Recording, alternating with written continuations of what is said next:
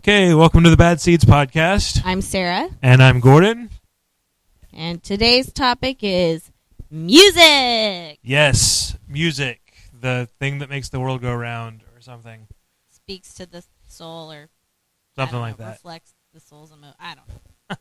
So, when did you first start liking music? And when did you first start listening to music on your own, separate from your parents? My first recollection of really being into music, it was probably around kindergarten. Okay. And my favorite band, granted I only knew one of their songs, but my favorite band was the Cranberries, and my favorite song when I was in kindergarten through probably third grade was Linger. I was going to say, was it Linger or Zombie? Because those are the two. Yep, it was Linger. And I had a little cassette with that song on it, and I played it. So yeah, I guess that answers most questions, is that I would play that cassette for myself. Anybody who knows me personally and has ever been in my house, you'll know that it's not much of a musical house. We have probably 7+ radios in our house, but all of them are on NPR all the time. So I didn't really interact with music except for in the mornings when my parents, more specifically my dad, would drive me to school. That's when I would hear music, but otherwise it's just NPR all the time. Mm-hmm. How about you? So music was around a lot. My grandma was a piano teacher, so there was the classical stuff and all of that. But I don't really remember music all of that much until I was older, like 10, 11, 12, and that was also the time I started listening to music on my own. Mm-hmm. We pirated cable when I was a kid, and so we had MTV and was one of the few people around that did. And so back when MTV played music videos, Right. I would be like, oh, here's something I like, here's something I don't like. So I got on board with Nirvana real early. Mm-hmm. Well, not real early. They were already super famous on MTV all the time. But for Arkansas, I got on super early. And then, just the stuff that was around everywhere, Guns N' Roses and Metallica and all that. The first CD I ever bought on my own, though, and that was the first thing I ever bought. I never bought any tapes or anything before that. Right. Was It's a Kind of Magic by Queen. Oh. Which was one of their later albums, but it had a lot of the songs from the Highlander movie. Okay. And I was a fan of that, so I got it for that. Good choice. I don't know what the first CD I bought with my own money was, but the first CD that I remember, my dad bought it for me, but the first CD that I knew it existed and I had to have that very specific CD was Richard Cheese, Lounge Against the Machine. I had to have it. You don't hear, okay, so jumping ahead to, I'm sure, a topic we'll come up with, but, or within this very podcast is who's your favorite artist, but there's this lounge singer named Richard Cheese. I discovered him in the 6th grade. He's never on the radio now, but back in the day, in Portland, there's a radio station called NRK, and they had Richard Cheese on for an interview, and they played one of his songs, and I just fell in love. Fell in love, and I was I have to have that CD, and so my dad and I went to Borders, R.I.P., and he got me that CD, and I loved it. I still love it. So we didn't actually have Borders in my area of the world. We had Barnes & Noble, and we had Books A Million, but no Borders. Yeah, we had Borders up here. So do you know Pat Boone? Yes. Do you like his album when he does the lounge version covers of the heavy metal songs? Mm-hmm. Yeah. Lounge Against the Machine, I assume it's some kind of a takeoff on Rage Against the Machine? Yeah, I mean, it was all lounge covers of alternative songs. Okay. Yep.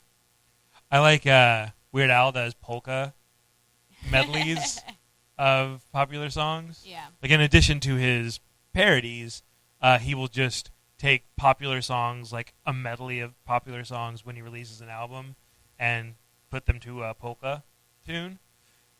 So that's fun. Oh, Weird Al. Love him. So we might as well. Oh, well, actually, since I know what your answer is going to be, it'll be a two-part. Since you started out with Lounge Singers and the Cranberries, Yeah. when did you discover your favorite artist and who is it? Actually, I don't know who my favorite artist is, but I think the one you're referring to is George Michael. I think so. Okay, I love George Michael. I discovered, obviously I had heard his music before, and if anybody tries to tell me they have never heard George Michael, that's a bold-faced lie. I've had some people, Keith in particular, try to tell me they've never heard George Michael, and I'm like, you've heard Wham. If you've ever been alive in the month of December, you've heard freaking George Michael because he wrote Last Christmas. Recognize the lyrical genius that is George Michael. But anyways, I digress. When I discovered that I was in love with the man behind the music was when I saw VH1's Behind the Music of George Michael, which was in Georgia at an RV park because there was cable. Oh, boy. Yep, and that's how I discovered George Was this Michael. I fell in love. late 90s or early 2000s? When did I see? How old was I? I would have been. It would have been mid 2000s. Okay. Yeah. So, who is your favorite artist, and when did you discover them? So I've cycled through, probably still just by seniority and being grandfathered in. My favorite artist is still Metallica. Okay. And them, I knew about and liked their stuff from like way back because I have a half brother who's 10 years older than me. Mm-hmm. So, and he was really into Metallica, which weirdly, I don't think that had anything to do with it other than just exposing me to it. Because by the time I really got into Metallica, he was like no longer around anymore. He was like grown up and moved out. But so I was like probably 10 or 11, something like that, when I started liking them. But didn't really like flip over into being like them being my favorites until like 13 or 14. Okay. Prime angry. Yep. Mm-hmm. Phase. But then so like I feel like my top four are Metallica, Queen, who I've loved since forever, and Frank Sinatra because amazing, and then Taylor Swift, and I don't know why. I can't explain it, but girl can write a song. That's hilarious. And honestly, at this point, if I am choosing music on my own, like if I'm using my iPod or whatever else, I will listen to Queen or Metallica or Taylor Swift, and that's pretty much it. Interesting. Even though I have like over 100 gigs of music from 1,000, literally 1,000 different artists. Right. Those are the ones I listen to regularly. Wow, that's interesting. I haven't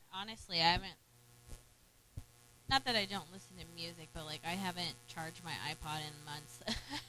And I listen to like podcasts and audiobooks most of the time nowadays. There's like I've been playing Express Yourself by Madonna a lot recently. A lot. Well, don't go for second best. Yep. I don't know. For some reason that's a great song to play while you're like getting dressed. I don't know. So if George Michael isn't your favorite, what are your other top? Like definitely okay. I'll categorize this. Like George Michael is probably my favorite in that I would move heaven and earth to see him perform. But when I say that, that also means that other people I love I've already seen perform. So maybe if they also never toured, I would feel the same way. But I love George Michael. I also love Nine Inch Nails. Okay. I've seen them 3 times in concert. Oh wow. 2 or 3 times. I've had tickets more than the times I've seen them. Friggin' summer break coming to go to South Carolina unannounced. I love Barry Manilow. I've seen him twice. Okay. I've tried to see him 3 times, but I've seen him twice. Richard Cheese. I love him. I love him. I would run away with him in a heartbeat if he asked me to. I've seen him twice. And I love Chris Christina Aguilera, and I've never seen her perform live, and I Right. would do that also. But for some reason I'm not. I feel like that will happen. I'm not positive. Right. She'll be around for a while, it seems Yes, like. I'm hoping. I've seen her in person because I went to a taping of The Voice one time, and this. Oh my gosh, that was another experience. Hi, Kevin. Remember that time together? So this guy running The Voice, like to pump up the crowd, he was like in between bits. He like asked some person who was their favorite coach, and he said Christina Aguilera. And she went over and gave him a hug, and I was so mad that I wasn't asked because Wasn't the one I who would got have asked? said There you go. Christina, and I could have hugged her. So I've seen Christina live with my own eyes, like I've been in the same room as her, but I've never seen her perform. Yeah, I remember we bonded a little bit over Christina Aguilera because I Yeah. think she's definitely of that like generation of pop princesses. Mm-hmm. Was my favorite as far as a musician. Although I have an unreasonable affection for Mandy Moore. Interesting. Never really clicked with her music all of that much, but as an actress and as just like a ridiculously adorable person, just completely on board. Yeah, if somebody were to break into my car, their guess would be that Christina Aguilera is my favorite artist because I think I have 5 or 6 of her CDs in my car currently. I only have Stripped, and I have 2 tracks from Back to Basics. Yeah, so in my car, I have Christina Aguilera's Greatest Hits, Bionic, Lotus, her Christmas album, and I'm blanking on the Burlesque soundtrack. So I have 5 Christina Aguilera CDs in my car, and I own others, but those are Right. in my car. Well, I knew all of those existed except for Lotus, which I had never heard of before. That's her most current. Okay. Although I'm CD. surprised you don't have Stripped or Back to Basics, since those were pretty much her biggest hits. I mean, I own them. They're just not Not in my hanging out in your car at the car. time? Yes. Okay. They're hanging out in my CD player at my house. So what are the genres? So I was hoping you would have like, because you went George Michael, pop princess. Yeah. You went 9 Inch Nails, heavy 90s industrial Uh-huh. music, and then you went lounge singer. And I was hoping you were going to go with classic rock after that, and I'd be like, we line up. But no, you went with more lounge singers I and the know pop it. princess. So you ruined it all. So is there a classic rock band or performer that you are a really big fan of that's high on your list? High on my list. I mean, I do love Queen. I do have Queen's Greatest Hits. One of my favorite songs for a long, long time was We Are the Champions, but that's because I love the movie Revenge of the Nerds. Right, and we've talked about how weirdly problematic Revenge of the Nerds is. Yes. Oh, I love that movie. But yeah, no, I do enjoy Queen a lot. Who else do I mean, I listen to classic rock stations all the time. But I'd say that my heart is more in the pop field than rock field. Uh-huh. So with that, like, is pop pretty much the genre that you live in, or are there a lot of genres of music that you like? Are there any that you don't like? There's many that I do not like. I'd say like I feel like everybody says they have such eclectic taste, where it's like just because you like one song in a genre doesn't mean that you like that genre. Right. Sorry about it. So I'm not gonna say I have eclectic taste. I don't think that's true. I'd say that if a decade could count as a genre, I'd say I'm like a late 80s, 90s gal. But I love 80s, I love 90s music, and like you could across the board, like genre, if you were to do like pop, rock, R&B, I'm feeling many of those songs Right. in the 80s and 90s era. I'd say that's where I would be the most eclectic, is that I like a large swath from those decades from a lot of different artists. But if you were to go back in time or forward in time, I'm much more particular with the genres I like. But if I had to identify with a genre, it would be like alternative. Yeah, alternative has almost become, well, it's died a little bit recently. Right. but from like the mid '90s to the early 2010s, it was as broad as pop almost. Right. Yes. That like basically it was is the main focus of it a girl, then it's pop. Is the main focus of it a boy, then it's alternative. Was pretty much how it went. Or do they play their own instruments? Like, right. But yeah, so alternative is one of those that's easy to like. It's sort of, I feel like it's rock that's been popized in Right. that, like, okay, we have a formula that we know that works. We don't want to alienate too many people. We're gonna be as broad as we can, which is fine. I feel like I do feel like I like a lot of different genres. And I don't know if it's eclectic or not. It's because it's not. I mean, it's sort of weird to like have Metallica and Taylor Swift be my two favorite artists, but like I see what you're saying, where it's like just liking one song doesn't make you like the entire genre. Although I think that can actually feed into being eclectic. Like if you're someone who does sort of go around, that can sort of be that as well. But I mean, you go back as far as Gregorian chant. I'm like, that's really cool. Like how they do that, and through classic and Baroque and romantic, classical music is all good. Modern classical music doesn't really do it for me. They got too much into dissonance and atonality, which is really just not fun for me. The more experimental stuff, I generally don't really like. So like Frank Zappa and all of that stuff is a little bit too esoteric for me. And in that vein, the one like broad genre that I say up front I just don't like is jazz. There are exceptions to jazz, like there are specific songs that I like, but usually that's actually closer to big band than jazz. But there's sort of some overlap there.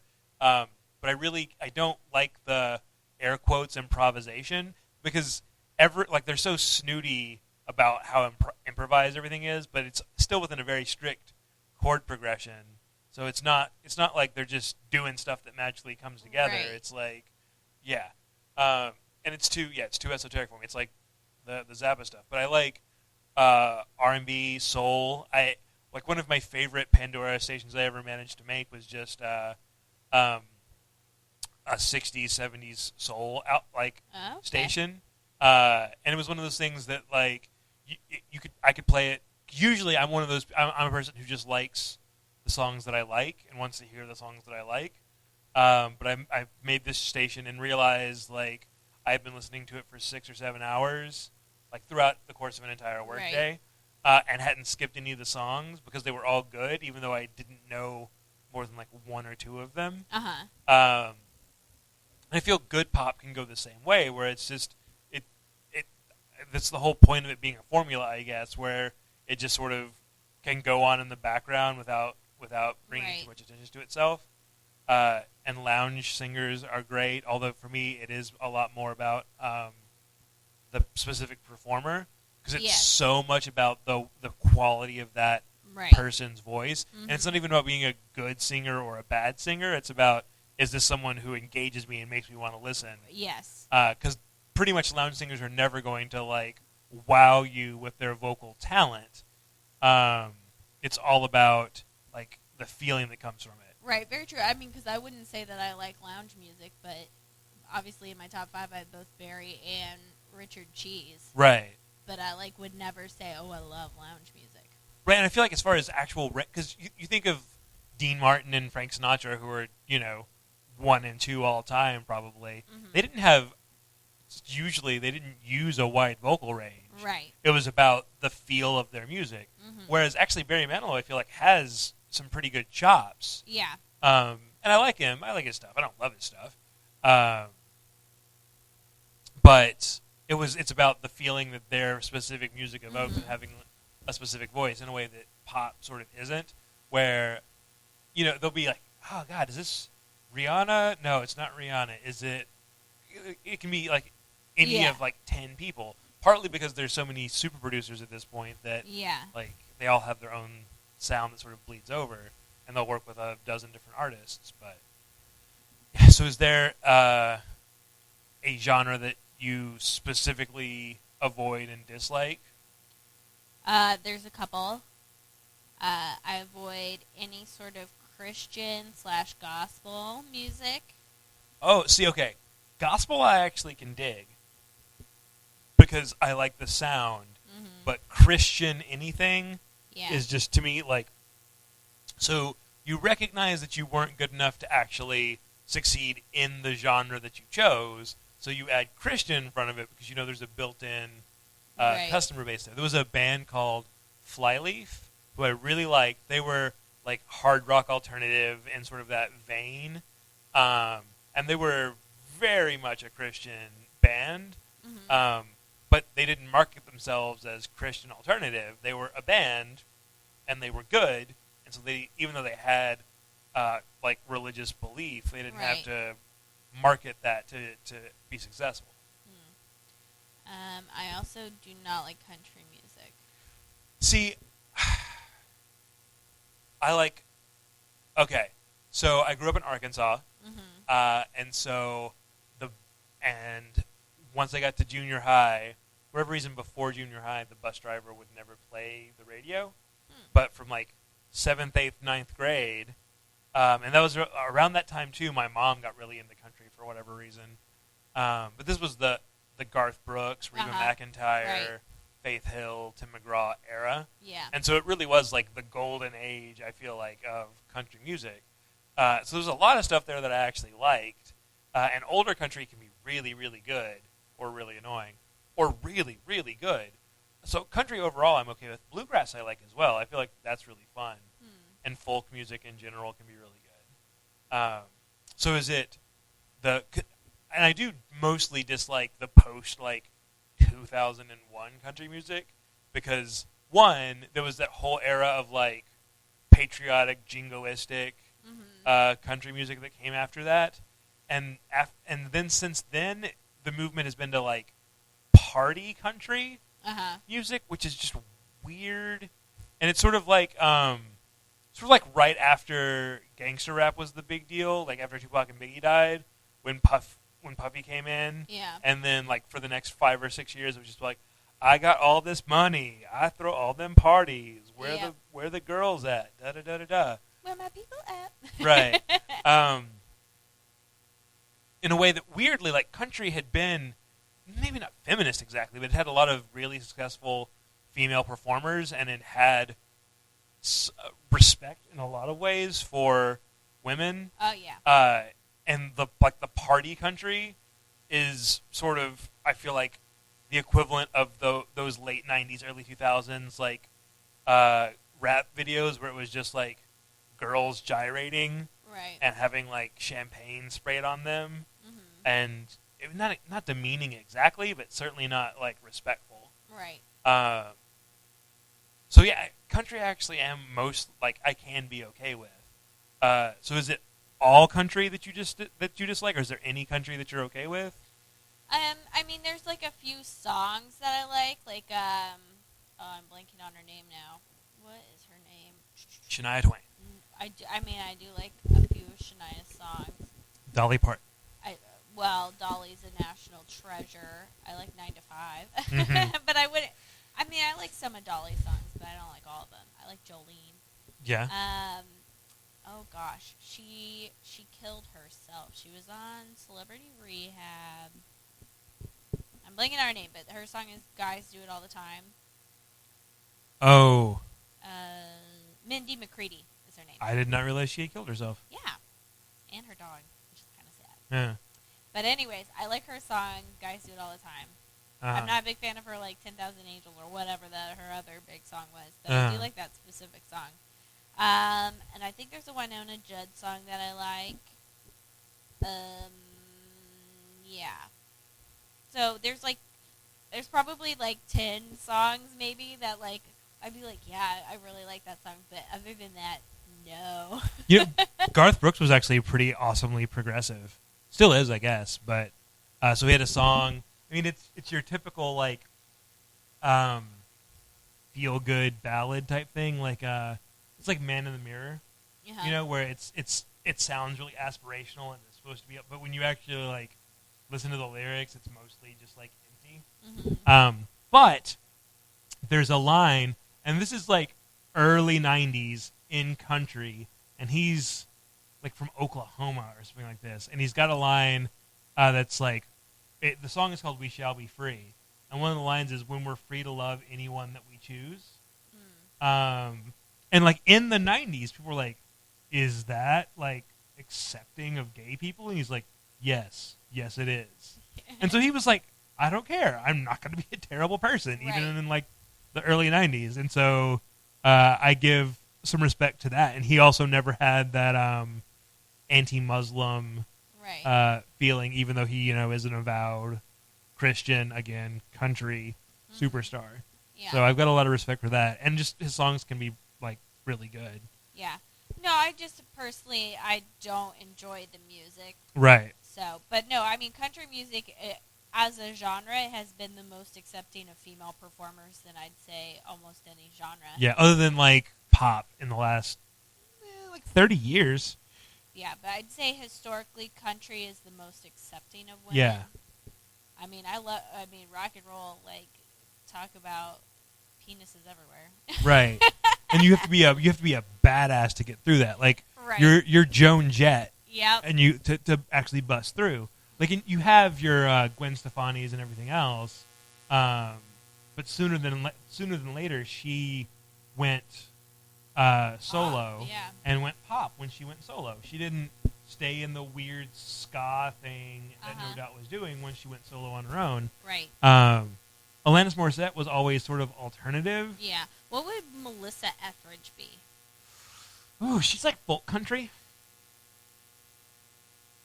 No, folk pop, folk rock. Folk rock, maybe. I don't know. Yeah. I like Melissa Etheridge. Her Yeah. like Bring Me Some Water, probably one of my top 10 songs for me. You know Love what? that song. I'm surprised you didn't go "Come to My Window," since that's the one that everyone knows. Bring Me Some Water. Like I mean that song's been around for a long time. The first time I heard it was like maybe 4 years ago, Yeah. and it like changed my life. Like I'm like, this song is amazing. Yeah, I guess there was an alternative folk rock movement in like the late '90s, the whole Lilith Fair thing. Mhm. So you had, Melissa Etheridge, and you had Katie Lang, and you had Tori Amos, and you had Tori. I can't think of her name right now. I mean, she wasn't Meredith Brooks. Meredith Brooks, yes. But I was going to say Sarah McLachlan. She Got was it. always a little more something, but she was never exactly pop. Right. Jewel is sort of the same way, Uh-huh. where it was like folky, rocky. Yeah. Sheryl Crow is also Yeah. in that sort of area. But all of them, and this is the sad part, and it comes back to the like being ruled by penises. It seemed like as they got more successful, and once the Lilith Fair thing sort of died out, they got pushed out of that area. Because you remember Jewel tried to like transition to pop, and it just Yeah. completely like burned out. Yeah. And the same thing sort of happened with Sheryl Crow, who had been like this playing her own guitar and stuff Yeah. for 10, 15 years. And then like once she was over 40 and had her whole Lance Armstrong thing, then they were putting her out like doing pop stuff instead of what she had been doing like her whole career, Yeah. which was weird. And Melissa Etheridge like just sort of crested and disappeared. Yeah, I'd love to see her perform. I love her. Somebody bring me some water. Love that song. But yeah, I guess pop has, and the other difference is, it seems like at least in country, women had a lot more control over the music that they made. They Mhm. wrote a lot of their own music, and they got to choose their image and how to perform. Whereas, even though there's a ton of women in pop, it does seem like they're controlled and Yeah. and moved around on their own. Like they don't get to choose what their image is going to be, Right. or what songs they keep on their albums or anything else. Which is part of what I guess I really like about Taylor Swift, is you feel like she is, or at least I feel like she is absolutely in control of everything that she's doing. Mhm. And if someone tried to say otherwise, she would be like, "And you're fired." Yeah. That's how I feel about Christina Aguilera. Like, nobody in their right mind would let her do what she does. because girl has terrible taste. I love her, and it's like that's just like that's how you know it's like nope, this is just really her because nobody who like has any sort of like marketing type sense would be like you know what girl like that looks good. That's a good idea. Well, yeah, I feel like once Stripped happened, probably the first 2 or 3 albums that she had. Stripped's her second album. Yep. No, First she had a Spanish. album. She had a Spanglish. Mi Reflecto. Yeah, and before that was But Christina that's- Aguilera. Well, okay, so Mi Reflecto was Christina Aguilera just in Spanish, so I wouldn't call it a second. It's just her. It's her singing the exact same songs, just in But Spanish. it came out separately and didn't come on over was like a for that album only song, wasn't it? Come On Over was on Christina Aguilera. Was it? Okay. Yeah. It was still. Anyway, she released 2 albums before Stripped. All right then. But, anyways, I feel like she was being managed for the first. The first album, Christina Aguilera, Stripped, was after that. It was her sophomore album. If so, that's pretty impressive since her first album had some legs. Oh yeah, Genie in a Bottle, What a Girl Wants, I Turn to You, and Come On Over. Yeah. And in that same period, she had the Mulan song. Yes. I think that may have come out before Christina Aguilera came out. Mm-hmm. So what do you think of what do you think of the women that start off in one genre and sort of move? Like, are you just glad they're finding success, or do you like? I'm thinking of first one like Gwen Stefani or Yeah. Avril Lavigne that is one thing and then changes. Do you think that's just a natural progression as you grow as an artist, or is it? Yeah, I mean, I don't disagree with it because like people mature and all of that stuff, and you want to experiment, and I mean, people experiment all the time, and sometimes like what you come up in maybe isn't who your authentic self is, and then you finally have the means to express how you really want Right. to perform. And then other times, like poor Madonna, like girl, you're effing Madonna, like you're okay, but like sometimes you're just like it feels just desperate, and you're just like Madonna, just be you, like. And her Right. whole shtick is like reinventing herself, but sometimes I don't know. I don't think you need to try as hard as you're trying, Madonna. Yeah. Great as you are. Yeah, I wonder if she's going to be able to reinvent herself. I mean, it's not fair. Like the Rolling Stones can be 70-something years old and go out and do the same shit they've been doing since the 1960s. Right. And Mick Jagger can strut around like he's sexy, and people are okay with it. But I feel like there's coming a point with Madonna where people are going to be like, I mean, is that the only move that you have? Yeah. Although I saw something, or someone said something about, so there's this not theory, but there's this pattern that every other Star Trek movie is terrible.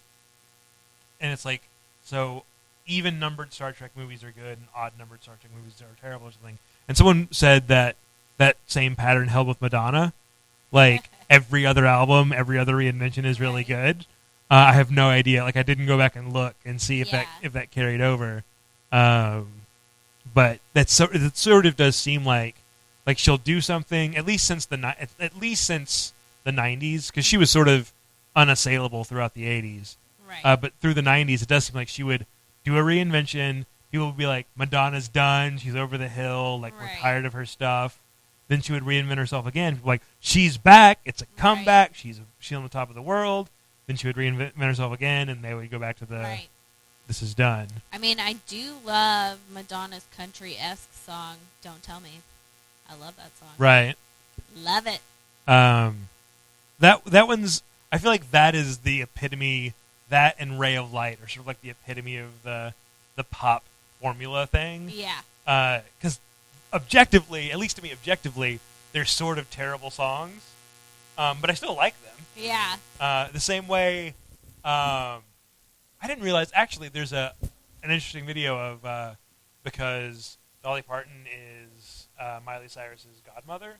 Really? Yeah.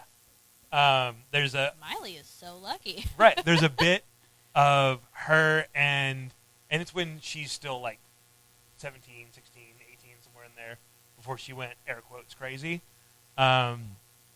So it's her and Dolly singing Jolene, and so like the whole bit is like Dolly Parton saying how ridiculously gorgeous Miley Cyrus is, and like don't take Yeah, my don't man. take my man. And then but she'll go back and like. And so Miley will do something about how like beautiful Dolly is. And she's like, "Yeah, right," because Dolly's freaking hilarious. But that just reminded. So that reminded me because actually people might not like think about it now, but she really has some pipes like Miley Cyrus does. She actually has a really good voice. But all that started with "Party in the USA" is a terrible song, and I still like it. I don't. I realize it is a terrible song, and I'm like. I can dig this. Yeah. I feel like I wonder if that is a thing that is somewhat unique to pop. Like, if there's a bad rock song, you're like, this is a bad song. Mm-hmm. I don't want to hear it. Yeah, pop. I feel like was designed to be guilty pleasure. Yeah. Like I think the ultimate maybe guilty pleasure band is Linkin Park. I feel like. I know a lot of people that like them, but nobody like goes out and says, Yeah. "I like Linkin Park." And, you know, it's they're like one step ahead of Nickelback. I like Nickelback, and I'm not ashamed of it. Nickelback is like Revenge of the Nerds. Yeah. In that one, they are absolutely indelibly a product of their decade, and completely like dated within that decade. And secondly, have some really, really problematic messages when it comes to women and sex. Yeah, sure. But Nickelback are not good. But I can enjoy a lot of their songs. But what I was getting at, so people will admit in a guilty pleasure kind of way to liking Linkin Park. Right. Generally, people will not admit to liking Yeah. Nickelback. It's like, excuse me, everyone hates Nickelback. How do they sell 10 million Exactly. records? You know what? I went to a Nickelback concert. I had a great time. Like, I'm not ashamed of it. Like, again, when like, I don't know specifically what my top 10 favorite songs are, but in the history of me having favorite songs, How You Remind Me was it for a couple of years. Interesting. Loved that song. Interesting. Still do. Love it. Is that the video where there's like ghosts? You know, I can't say I've ever seen the video. Okay. You saying you went to a concert reminded me. I generally I don't like concerts. They're loud and they hurt my ears. And even when I was like 16, they were loud and they hurt my ears. And I think so. I got to see Metallica live, except for it wasn't actually all of Metallica because James Hetfield, the lead singer, guitarist, like rhythm guitarist, threw out his back like the day before the show. Oh no. But it was this tour called Summer Sanitarium, which was System of a Down and Power Man 5000 and Korn. And Korn. I love. They're Korn. really bad live. I and love Kid Korn. Rock and Metallica. And so what they did. Sounds like a great concert. It is. So I had seen Korn live before. Again, they're terrible live. So it was the first time I saw Korn was Korn Rob Zombie. And Rob Zombie was the opening act instead of the closer because Korn was more famous. And they absolutely just blew Korn off the stage. Rob Zombie knew how to work a crowd. He knew how to perform live. It translated really well. Korn did not at all. And the same thing was true. They were the second, like they were the number 2 headliner. So it was the headliner was Metallica, then Korn, then Kid Rock, then System, and Power Man. Got it. Power Man 5000 is actually led by like the little brother or something of Rob Zombie. But I didn't like Kid Rock much either. I feel like weirdly, the first 2 acts, so System of a Down and Power Man 5000, were really, really good. Kid Rock and Korn were not that good. And then Metallica, the problem was, again, James Hetfield was around, but they did something really cool. So they put on an extra long set. Like, it was almost a 2.5-hour set. But what they did was they had the 3 band members that weren't, like, hurt on the whole time. But then they would have like Jonathan Davis come out and do his version of a Metallica song, Oh, cool. or then like one of the guitarists from something else would come out and do like, so it was basically like everyone was filling in for James, and it was actually like a really fun atmosphere. It was sort of jam bandy almost. Yeah. And what like so and also they actually Metallica was like, look, we know you came here to see Metallica and you're not getting that, so everyone who's here, keep your tickets, and when James is feeling better, we're going to come back, Right. and it'll be a free ticket to get back in. And unfortunately, I had started university by the time they came back around, Oh, and so I no. wasn't able to go to see the actual full band. But it was still a pretty cool experience, and that was the next to last big concert I ever went to. The last concert I actually went to, as far as I can remember, is Tool. Okay. And I didn't like them live.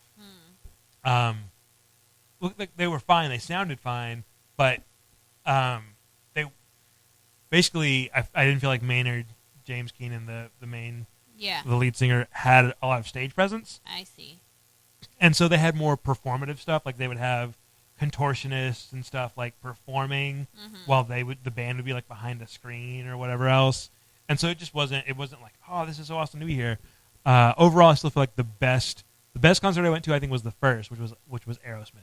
Oh. And I think it's because they had been such road dogs that they just knew how to put on a show. Yeah. But since then, I haven't had like an urge to go to to a concert. concerts. Yeah. That's so Um, funny. If there was a group of people that wanted to go to something, I'd be like, yeah, that's fine. So is there a person that if they were to have a concert, I'm not saying at the same level I feel about George Michael, Right. but is there somebody that like you would go? Like you would travel some distance, you would pay some money to see. I don't know. The distance and the money would be hard. The distance would be less the money would be hard for me to get around. The thing would have to be it would have to be something semi-intimate. Like I'm not talking like Right. a private show, but if it's a small venue with like, seating for 500 or something, Right. then I would probably be willing to travel a distance and pay a decent amount of money to see a lot of artists. Okay. But these are the artists that can still sell out at arenas, and so it wouldn't work out. Okay. So there isn't anyone like, is there one like no matter how you could get there to see them, you would want to see them? I mean, Queen with Freddie Mercury. That Could happen to Jay. I don't think so. Like, not on my own. Like, Okay. if like I really like Bruce Springsteen, I think he would be great. He puts on a great live show, but he still sells out arenas. Right. I think that Metallica again could be fun, but again they sell out arenas. Yeah. T-Swizzle sells out arenas. Yeah. Maybe someone like Sarah Bareilles, because I've seen some like live stuff of her, and she's really funny and has a good rapport with the crowd, and her venues are usually smaller. But I feel like for me it would have to be I would be willing to pay money and travel a distance to go to a lot of bands if there was some kind of a group aspect for it. Okay. So if there were 3 or 4 people that were like, hey, we want to see this band, there's a lot of bands I would pay, $100 for a ticket and my part of travel. But on my own, probably not. No one. And again, it comes back to live shows not really being my thing. Yeah. And the reason I don't want to do arena stuff is not even the crowds are fun. It's that to get to the cheap seats, it has to be so loud. Right. That it just, it's this sort of like, I don't know, like catch-22. If you want to get close to the stage, it's super loud. But if you want to be far enough back, at least for me, that it's not like unpleasant on my ears, it's you like can't see anything. exactly. Right. I feel ya. But yeah, so not really. I mean, I feel like it would be fun to go see a lot of bands, but nothing that's I want to do this. This nothing's on my bucket list. Got it. Although maybe someday when Taylor Swift is over the hill and is doing the Britney Spears, Celine Dion like artist in residence thing. Yeah. 3 shows a day. I'll go ahead and swing by and pick that and do that. Yeah. But I don't know. That's the part of music that really like sings to me. So what is the rest of your list of like to go and see live? Well, first, is there one that you've already seen live that you would travel, pay a lot of money and travel to see live again?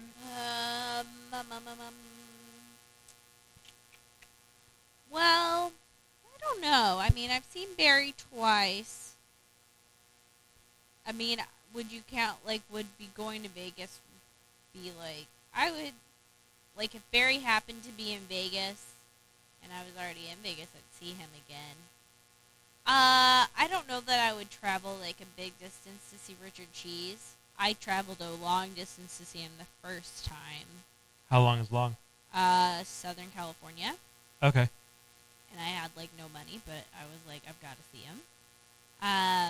Because Richard Cheese is a big fat liar, and, like, he says all the time that it's his last tour, and I was 18 or 19, and most of his he was in Portland, but the venue was 21 and over, and he said that it was his last tour, and so the closest 18 and over was in Anaheim, and I was like, well, I have to go or else I'll never see Richard Cheese. And then, of course, he tours every year, like, right. all the time. So I didn't need to freak out like I did. But I don't know. Forgive me for believing him when he said it was going to be his last tour. You know what? So I feel like as a teenager, I would have gone to a lot more shows because there was always the cred to be had. Like, oh, I saw so-and-so live. Yeah. I missed. So 2 things. One, Little Rock is small enough and centrally located enough that, like, no bands come to them. They're a little bit worse off than Portland. Portland's bigger than Little Rock, obviously, but you've got Seattle and the Bay Area. Yeah. And so a lot of bands will not have a date in Portland because also Portland doesn't have any huge venues, like arena size huge venues. So they'll hit Seattle and they'll hit San Francisco. And if you're in Oregon, you have to just choose which Right. one to go to. Little Rock was sort of the same way, where it was like they could hit Dallas and they could hit Memphis and they could hit St. Louis. And you could reasonably drive to any of those, but like once, you couldn't do it every weekend. Right. But so I was like 16 in '98. So I feel like that's the earliest I could have just been like, I'm going to this on my own accord, right? And like 93 through 95, 96, somewhere in there was this streak of time where bands were getting big but weren't huge yet. So like Smashing Pumpkins, Marilyn Manson, Green Day, Blink-182, a bunch of other like big 90s, like 2000s bands came through Little Rock and performed, but like 2 years or 3 years before I was old enough that I could have actually gone. So that was a bummer. And what was especially a bummer was like finding out like that they had come through those like few years earlier. Right. So I was like, God, I missed out. And sure enough, like no one came through again once they were big enough that they could sell out, huge venues elsewhere. Yeah. I don't know. I mean, I'm going to see Duran Duran in August. They came to Portland a couple years ago, and it's been like one of my biggest regrets in life that I didn't get to go to that concert. I mean, fate wouldn't allow it. It wasn't possible. I had to go to a funeral, but I like to this day I'm just like, man, I really wish I could have gone to that Duran Duran concert. So I'm really excited to see them. I would have said like I haven't seen them before, but like I almost bought a plane ticket to Vegas to go see him, but then I was like, I'll go see him in Portland. But yeah, there's a lot of people that I would like to see, but I'd say like obviously George Michael, I kid you not, world, I will move heaven and earth to see him. If he's ever has a concert, I will be there. Right. And I would love to see Christina Aguilera, and I would travel a distance to see her. Yeah, I'd say those are like my big ones. Are there any artists that you want to give a shout out to that you haven't been able to mention thus far? Well, I mentioned a lot just in the last list of artists that I missed. So Evanescence is from Arkansas. They weren't great, but it was cool to have a band from Arkansas that got sort of big. No, I guess not. I do have one more question. Well, first I'll ask if there's anyone else you want to give a shout out to. I haven't mentioned her yet, but she is a big influence on me, and I love her music, and it was very upsetting when she left this world. I love Whitney Houston, and I also left this world too soon, and I went to, it's one of the best concerts I ever went to, and it wasn't even him. Oh, yeah. Back in June, I saw Purple Rain. Oh my gosh, it was amazing. It was amazing. If you guys can see the Purple Rain Prince tribute show, do it. You will not regret it. It was the best $10 I've ever spent on a concert. It was so much fun. I wonder if the price is going to go up now that Prince is gone. No, it won't, because the venues he's playing casinos and stuff, and so they purposely have it low because they want you to come gamble. Yeah. But yeah, so I enjoy Prince a lot, but Whitney Houston, oh my gosh, she speaks to my soul. So now I have two questions. So, if you could get Prince back for one show, or Freddie Mercury back for one show? Freddie Mercury. Yeah, me too. I mean, I love Prince, don't get me wrong, but... But yeah. If I had to pick one, I would say that I've loved Queen longer. So take that out. I feel like Freddie Mercury is my one, if I could choose any artist to come back from the dead to get one show with, it would be Freddie Mercury. Do you have any artist above that you would come? Is there any artist that you would like to see more than George Michael? No. So living or dead, there's no one that you would rather see than George Michael.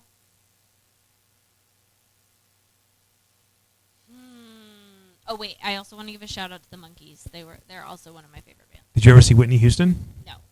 Whitney Houston or George Michael? Oh my gosh.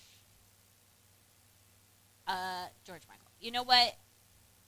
As much as I love these other artists, but the feelings I have for George Michael are just on a different level. They're on a different plane than with anyone else.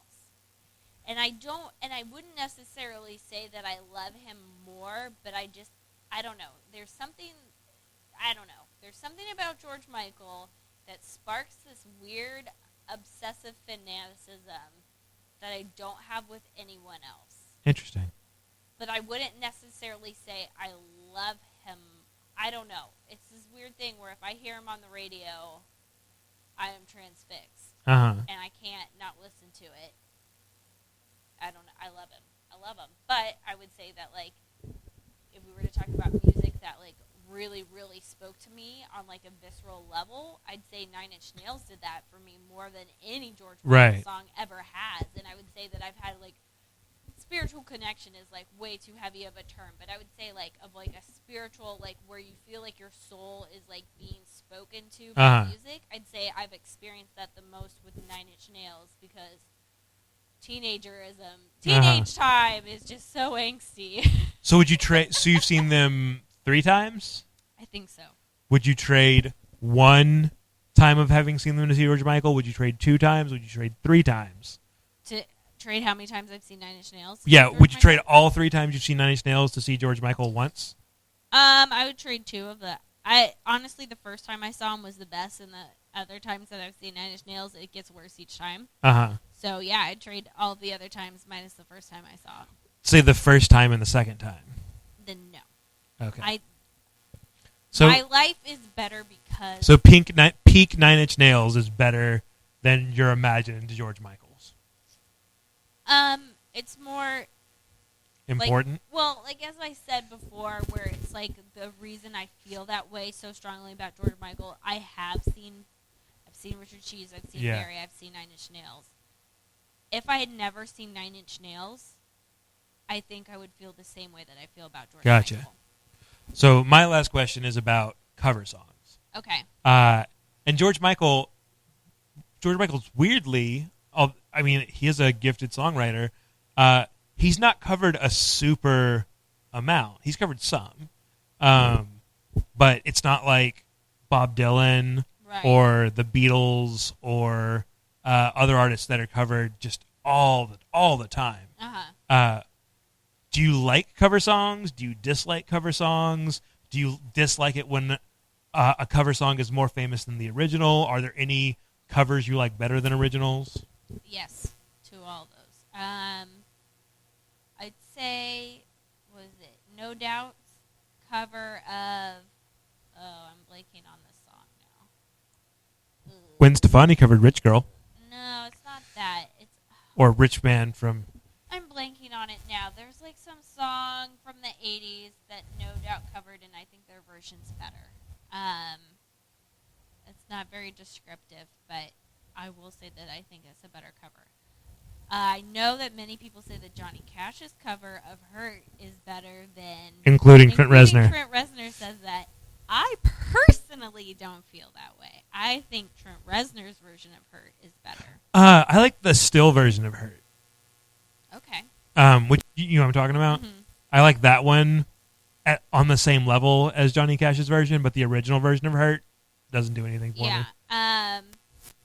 I think so. It's not so much a cover, but I think that the Foo Fighters acoustic version of Everlong is better than their original version of I can see that. And obviously I love Richard Cheese, and he's exclusively a cover artist. Right. So obviously I'm okay with covers. I'd say that nobody can top Last Christmas the way George Michael sings Last Christmas. Is there any version of Last Christmas other than George Michael's that you really like? No. Is there one that you particularly hate? No. I I just find myself when it's playing, I just wish it was George Michael's version. I don't much care for Taylor Swift's version of it. Okay, how about you? Question to you. So I had a problem where I sort of came to music late, and I was weirdly provincial. So I would hear covers and not realize they were covers. Oh, yeah. And so that would be the version of the song that I learned first. And then I would find out it was a cover. And I'm like, so I would be stuck like thinking, is the cover better than the original? Or is it just that I'm used to it? Mm-hmm. So, and for a lot of them, I mean, Bob Dylan is an amazing songwriter. He is not a talented singer. Right. So there were a lot of versions of his songs that probably were better, just different. I actually did know that "Hurt" was a cover when I first heard it, but I still like the cover better. But I think there is something good about covers, and some people say like if they're just doing a carbon copy, then it doesn't bring anything to it. You should bring your own voice to it. But I don't even care about that. I did love the Whitney Houston version of "I Will Always Love You." Yes. And Dolly Parton loved it too. Well, I don't know how you couldn't. Yeah. Dolly says that, I can't remember her exact quote, but it was something along the lines of, she's like, I wrote that song, but it's Whitney's song. Yeah, which is the same thing that Trent said about "Hurt." Although right after, so my grandma told me about this because she was a Dolly Parton fan. So right after The Bodyguard came out, which is where the song is from that soundtrack, someone was doing an interview with Dolly Parton, and they were like, "So how does it feel that her version of your song is so much more popular than yours ever was or ever will be?" She was like, "Well, seeing as you get royalty checks for every time it's played, I love it." And it's like she was just like, "It's making me a lot of money." Right. It must have been later on that she was like, no, that's Whitney's song at this point. Oh, yeah, I mean, I can't, but it was, I mean, when you hear "I Will Always Love You," you think Whitney. And I think it's just one of those where it's like, it would be weird to try to deny what Whitney did to that song. Yeah.